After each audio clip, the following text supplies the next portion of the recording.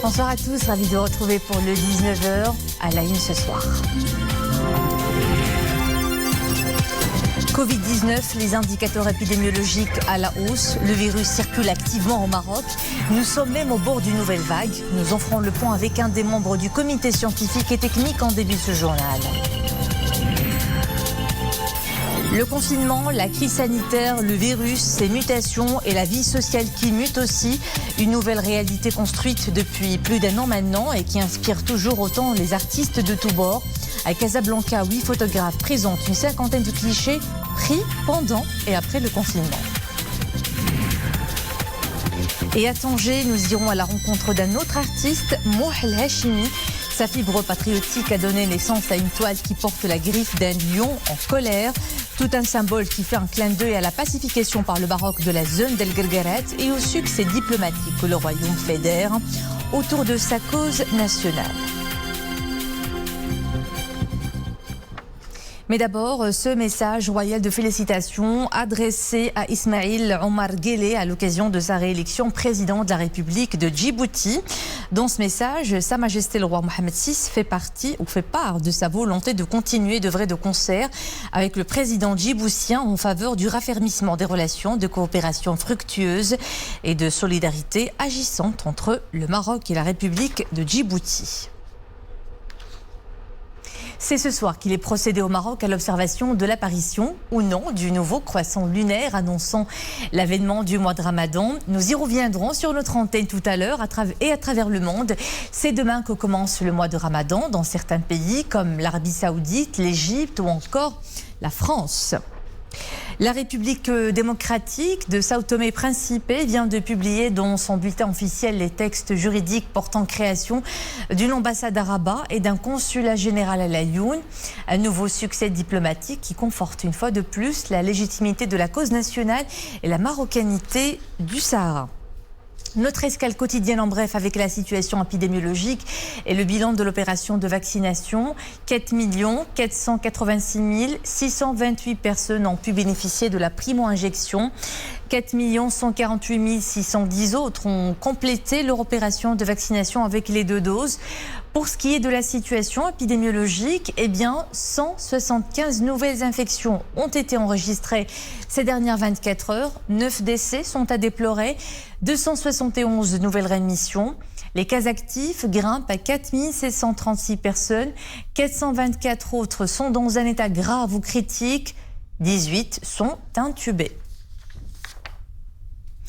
4 736 cas actifs, 424 patients en état grave ou critique. Le R0, où le taux de reproduction du virus est repassé au-dessus de la valeur 1. Autrement dit, le Covid circule de nouveau dangereusement parmi nous, avec le risque d'une forte diffusion du variant britannique. Beaucoup de questions se posent. Quelle est la situation au niveau des services de réanimation? Comment évoluent les principaux indicateurs? Pour en parler, nous sommes en direct avec un médecin, anesthésiste, réanimateur et membre du comité scientifique et technique. Professeur Saïd El-Moutawakil, bonsoir. Est-ce que le Maroc est-il entré dans la phase d'une nouvelle vague? Apparemment la deuxième. Bonsoir et Ramadan Moubarak pour... Merci professeur, à vous également. Merci. Alors la situation épidémiologique au Maroc, on assiste depuis quelques semaines à une augmentation substantielle du taux d'infection et par le Covid, avec une pression quand même au niveau de la zone de Casablanca, la zone de Casablanca Stat, avec pratiquement plus de 65% des cas au niveau de cette ville. Et ceci en concomitance avec l'apparition de cas de plus en plus nombreux du variant anglais qui sévit dans plus de cette région au niveau du Maroc, ce qui constitue une menace et ça constitue les prémices d'une nouvelle vague que nous souhaitons ne pas atteindre au niveau du Maroc. Alors justement, professeur, où en sont les données de terrain concernant le variant britannique? Y a-t-il lieu de s'inquiéter pour le moment? Ce que nous savons, c'est qu'au niveau de la veille génomique, nous avons des cas de plus en plus fréquents du variant anglais, et la pression qu'on voit au niveau de la région de Casablanca, c'est est en faveur que ce variant est en train de prendre beaucoup de place. Et on sait que dans l'expérience européenne et surtout anglaise, que dès que ce variant est apparu, qui est caractérisé avec un taux de contagiosité supérieur à 30 à 70%, avec une pression importante qu'on voit actuellement dans les pays européens. Et c'est ce qui constitue pour nous une source d'inquiétude.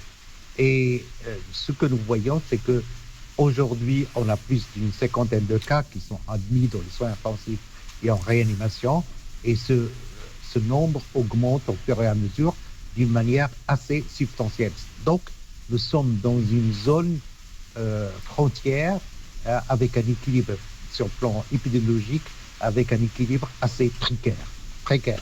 Alors, si on jette un coup d'œil averti, si je puis dire, sur les chiffres de vaccination des populations cibles, avec plus de 4 millions de personnes vaccinées, avec les 2 doses, a-t-on vacciné la très grande majorité des frontliners, les autorités, le personnel médical, les pharmaciens, les enseignants ou toute autre personne souffrant de comorbidité, sur ce plan où on est le Maroc au plan continental et même mondial? Alors, au plan continental, au niveau de la vaccination anti-Covid, il est le premier au niveau du Maroc. Et puis, on était classé dans les 10 premiers pays au niveau mondial.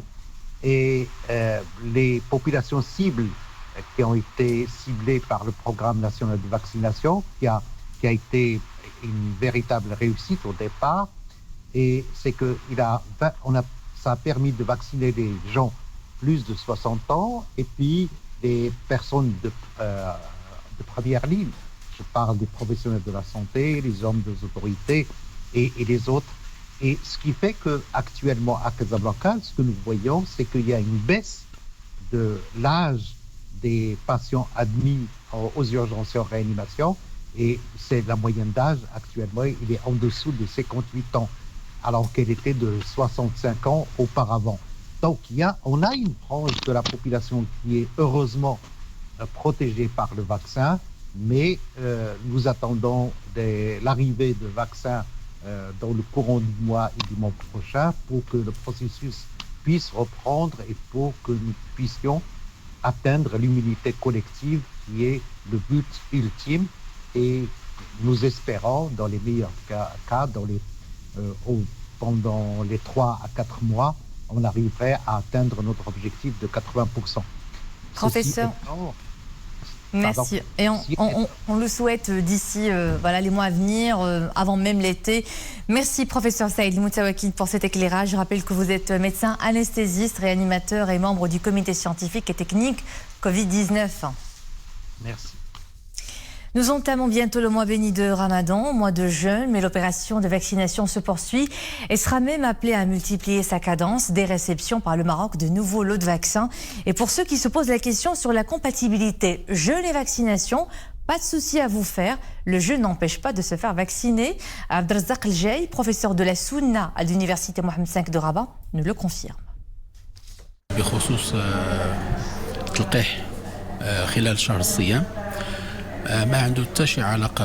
Pour ce qui est de la vaccination durant le mois de jeûne, le vaccin a valeur de médicament et une injection intramusculaire de vaccin n'engendre nullement une rupture du jeûne.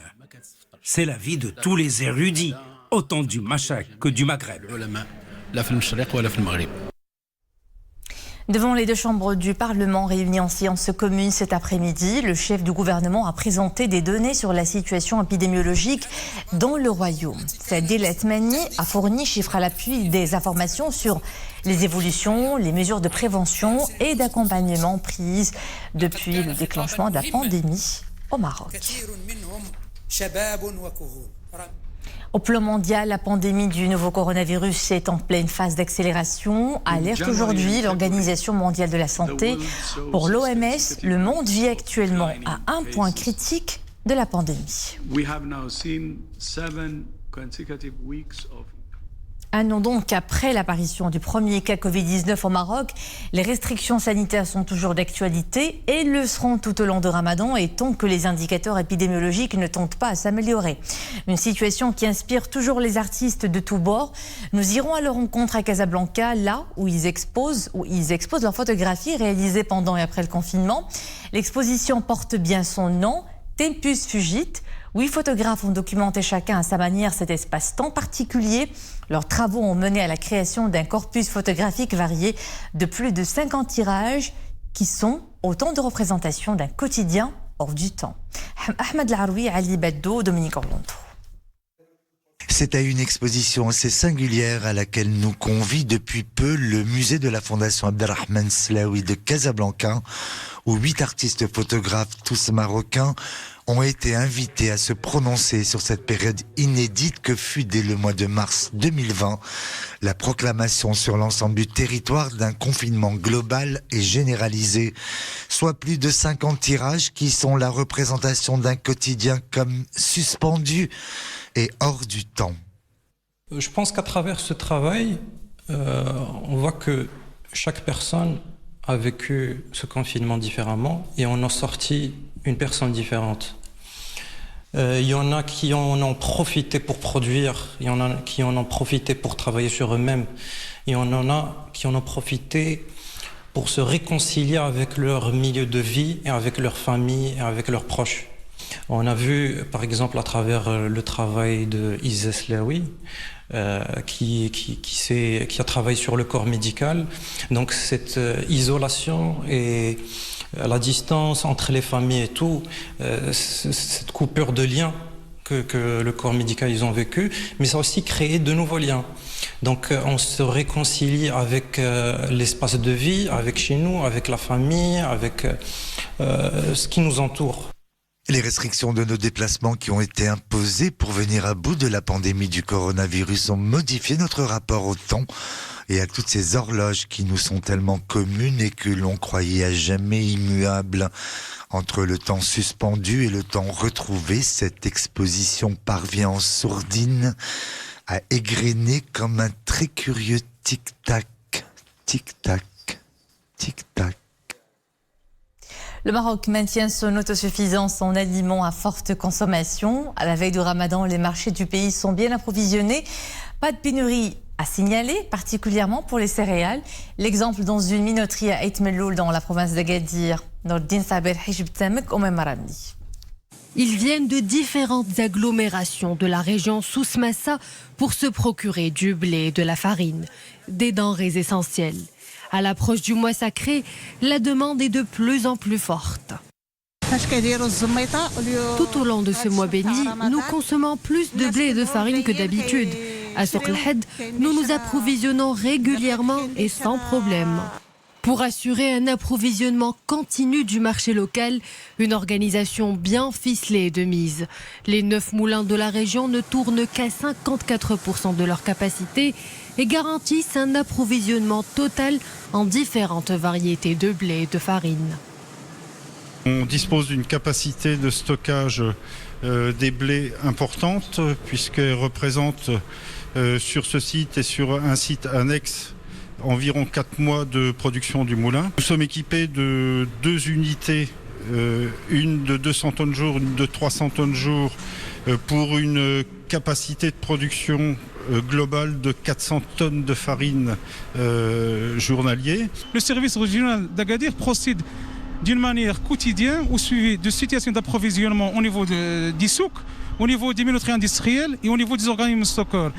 La chose qu'on peut dire concernant l'approvisionnement durant le Ramadan de cette année, c'est qu'Inch'Allah, on aura de l'abondance des produits, les divers types de farines avec des prix qui sont raisonnables et qui sont stables. Des prix stables, surveillés, un large choix et surtout une équipe de veille sur la qualité, des ingrédients qui garantiront à la région son autosuffisance pendant le mois sacré. Rien qu'à Souss-Massa, ce sont plus de 9 millions de quintaux de blé et farine de tout genre qui sont annuellement produits.